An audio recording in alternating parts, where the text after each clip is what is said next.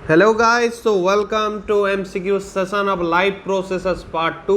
अगर आप पार्ट 1 नहीं देखे हो तो जाओ यार, डिस्क्रिप्शन बॉक्स में आपको लिंक मिल जाएगा पार्ट 1 का भी। और ये खत्म होने के बाद इसका जो पार्ट 3 होगा केस स्टडी बेस्ड। जैसे मैंने बोला, लाइफ प्रोसेस को कितने पार्ट में डिवाइड किया है? 3 पार्ट में।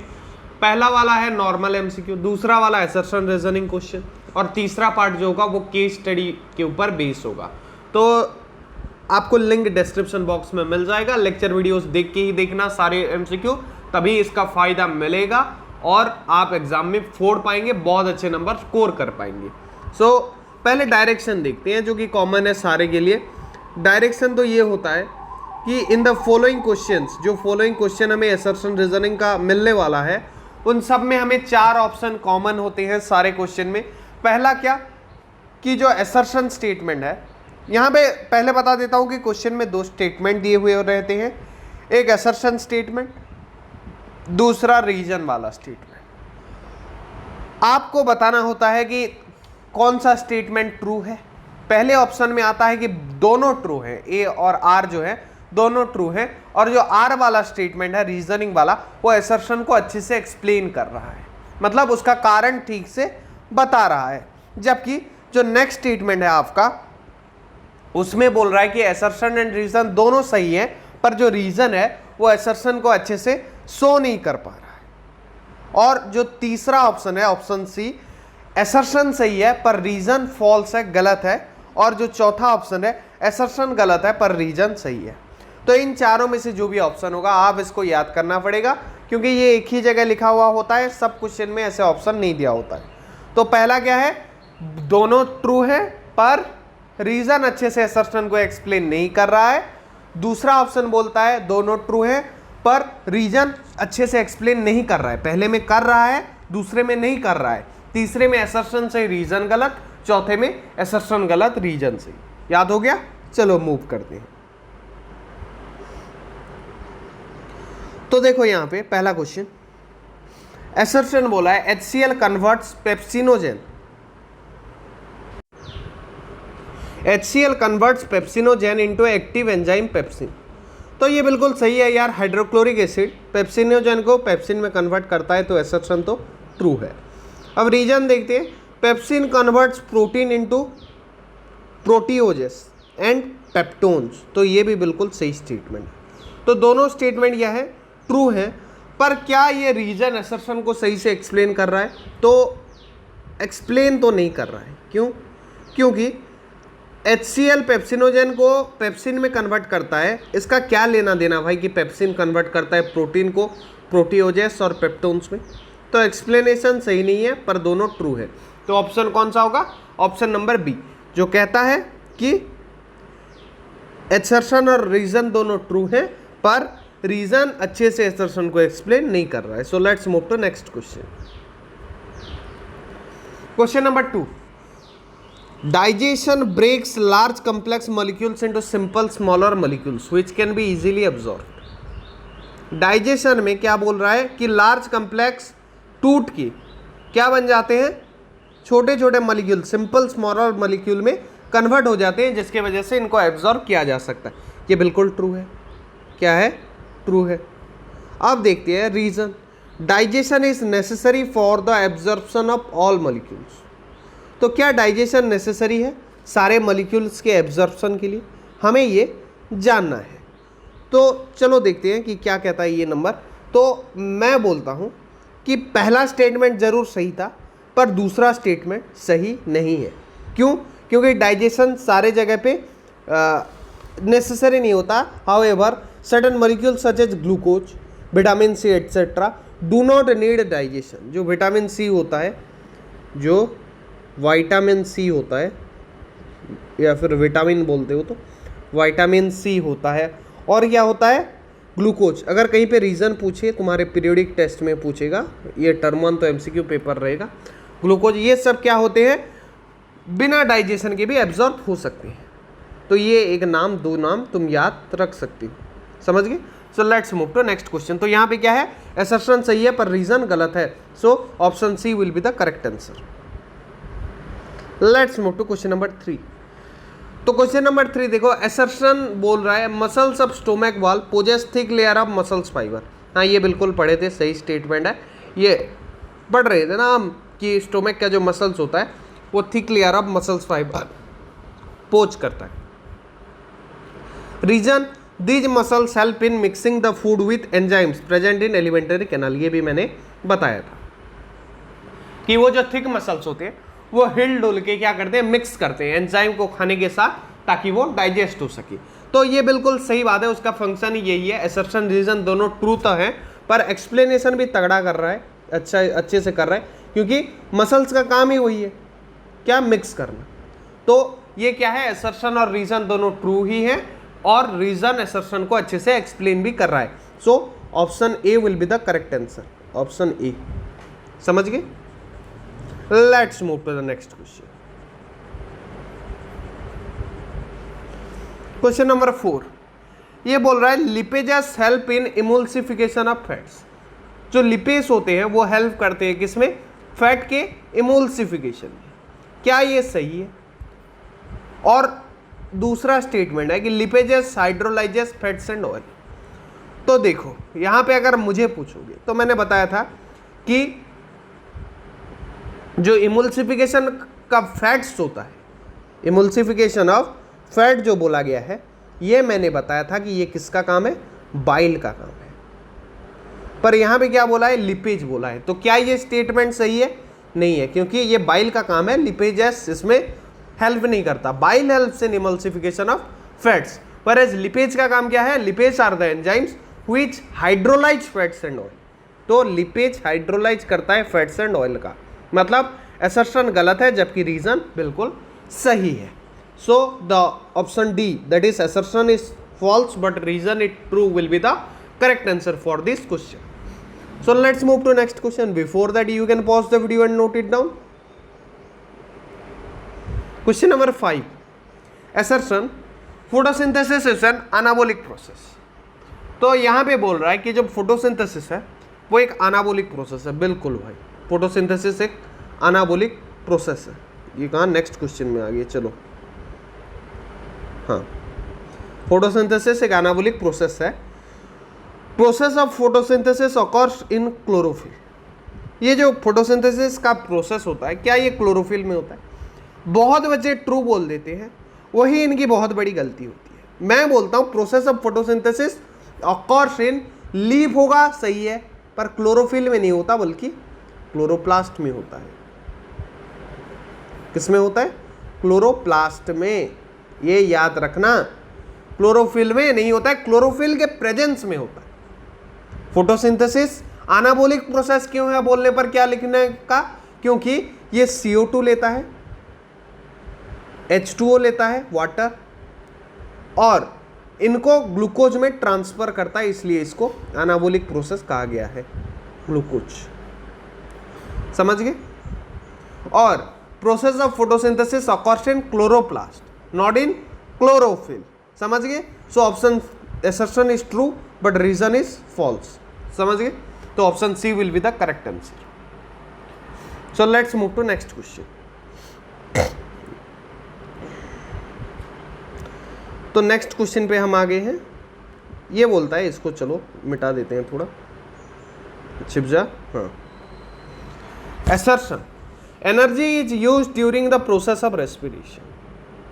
ये बोल रहा है कि एनर्जी यूज होता है जब हम रेस्पिरेशन करते हैं। पर हमने क्या देखा था, respiration involves oxidation of glucose. हमने क्या देखा था, मतलब क्या लेक्चर में पढ़े थे, रेस्पिरेशन क्या इन्वॉल्व करता है, ग्लूकोज का ऑक्सीडेशन।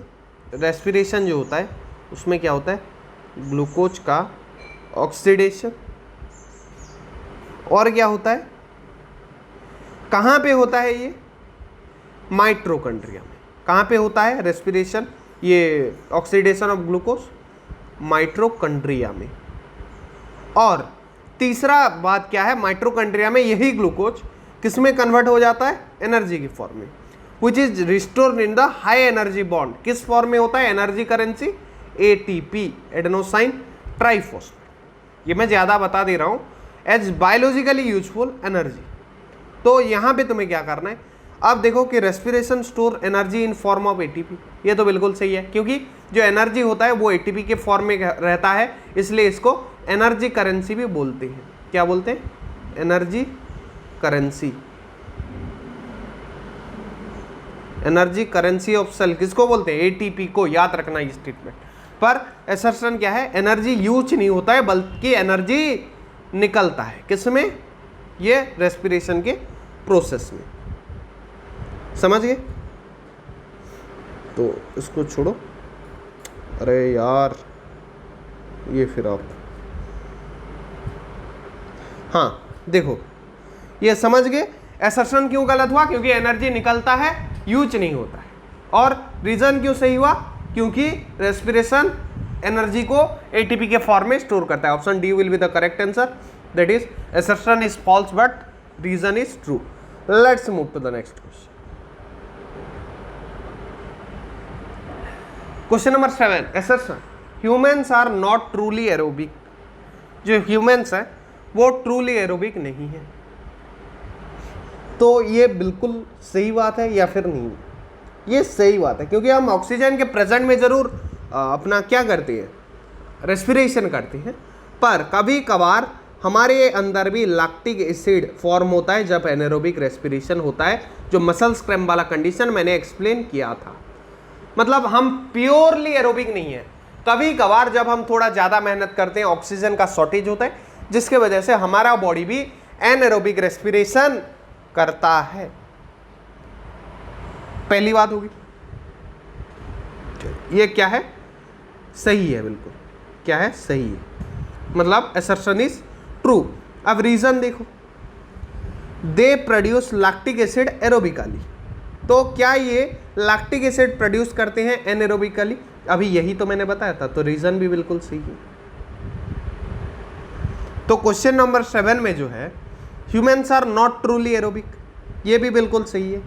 और they produce lactic acid anaerobically, ये भी बिल्कुल सही है।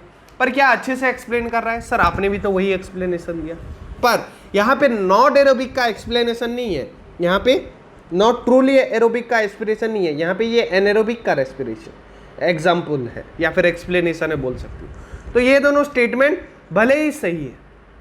Humans aerobically respiring animals but sometimes anaerobic respiration takes place in certain tissues like skeletal muscles which do not get immediately as much oxygen as it required during the time of exercise.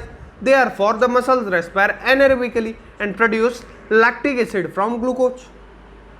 तो समझ गए? They produce lactic acid anaerobically. तो ये भले ही दोनों statement true हैं और ये जो है ये सही एक्सप्लेनेशन भी है। So option A will be the correct answer. So let's move to the next question.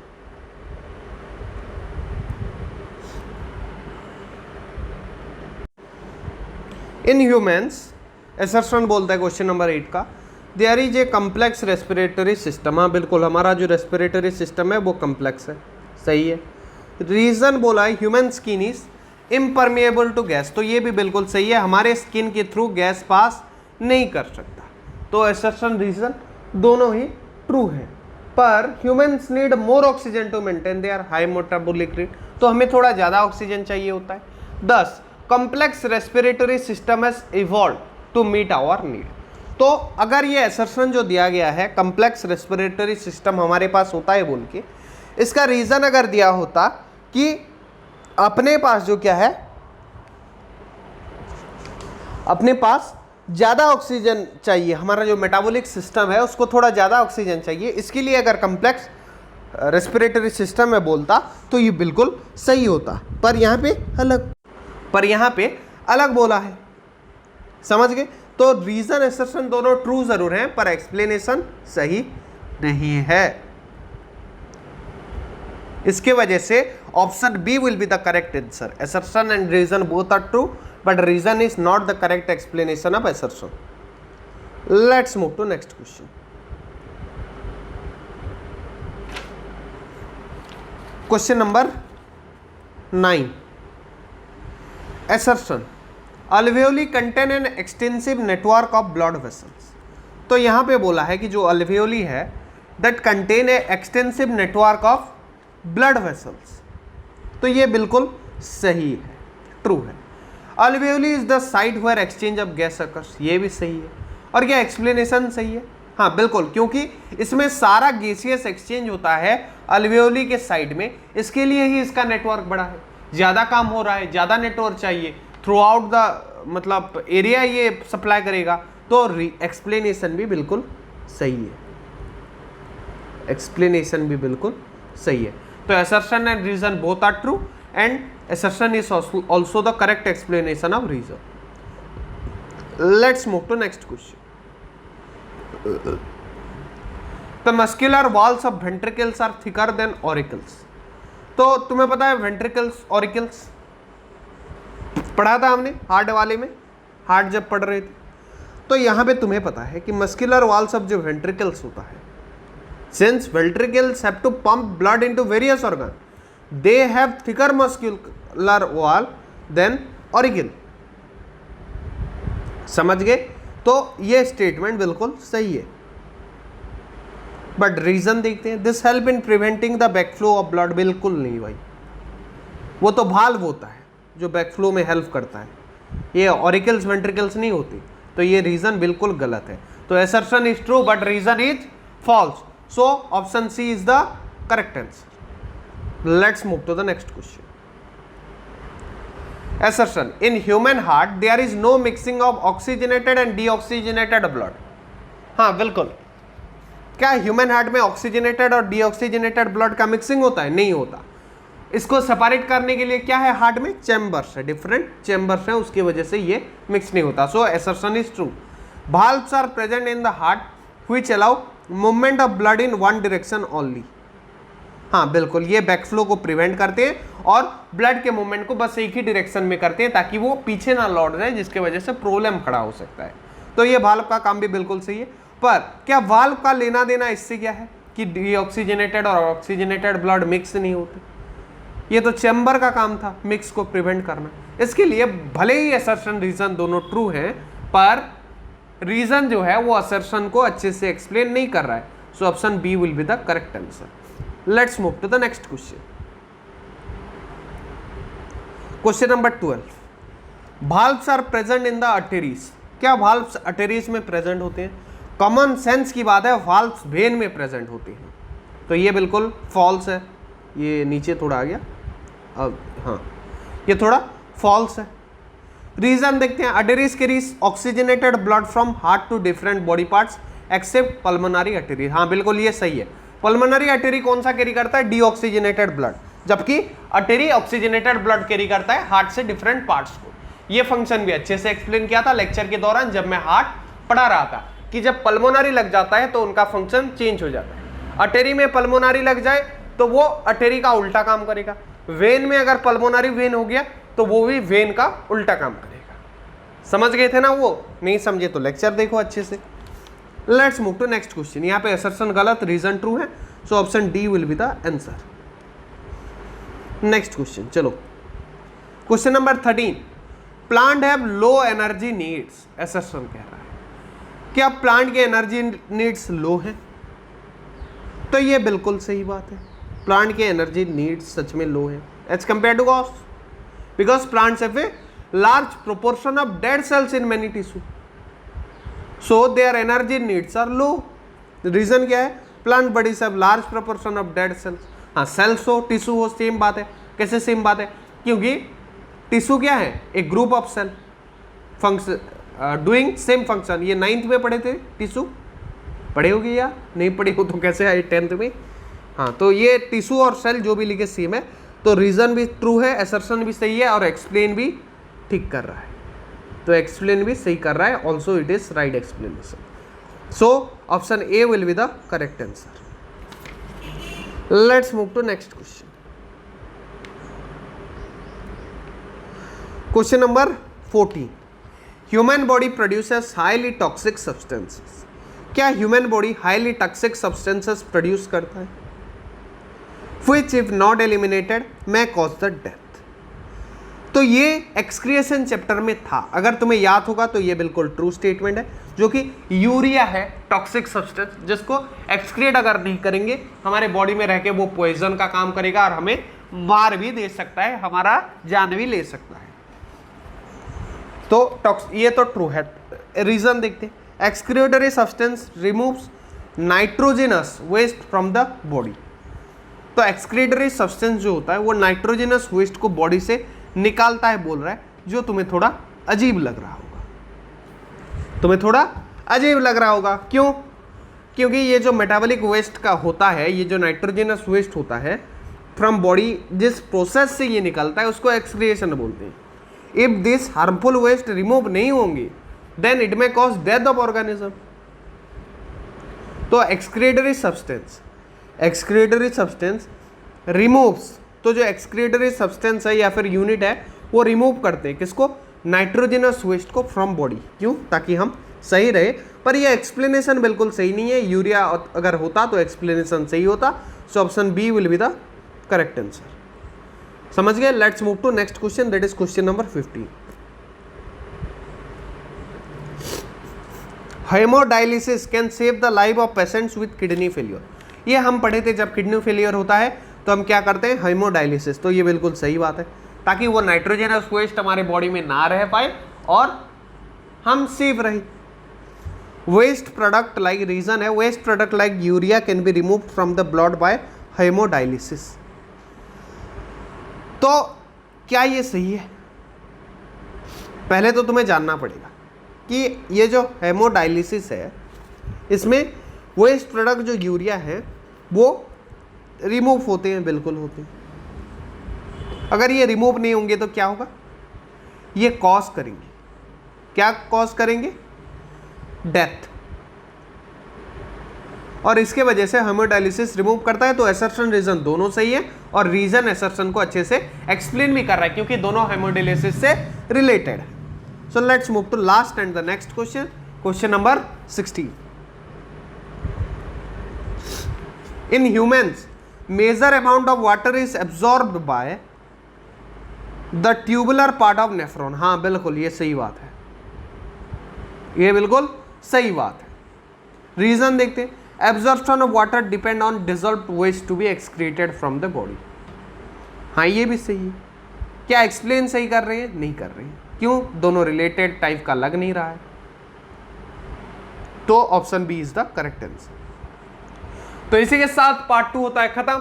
इसके बाद आपको देखना होगा part 3, that is case study based question from the chapter life processes. बहुत ही मजेदार होने वाला है। पार्ट 1 मजेदार था, पार्ट 2 भी ज्यादा क्वेश्चन वाला है, केस स्टडी बेस्ड। और ये चैप्टर लंबा था इसलिए 3 पार्ट्स में डिवाइडेड है। बाकी सारे एमसीक्यू एक एक पार्ट में एक एक चैप्टर का हम खत्म करने की कोशिश कर रहे हैं। तो इसी के साथ मैं लेता हूं तुमसे बता, मिलते हैं अगले वीडियोस में। तब तक पढ़ते रहो, एमसीक्यूज देखते रहो, लेक्चर वीडियोस सारे खत्म करते रहो। मैं लेता हूं तुमसे बता, मिलते हैं अगले वीडियोस में। जय हिंद, वंदे मातरम।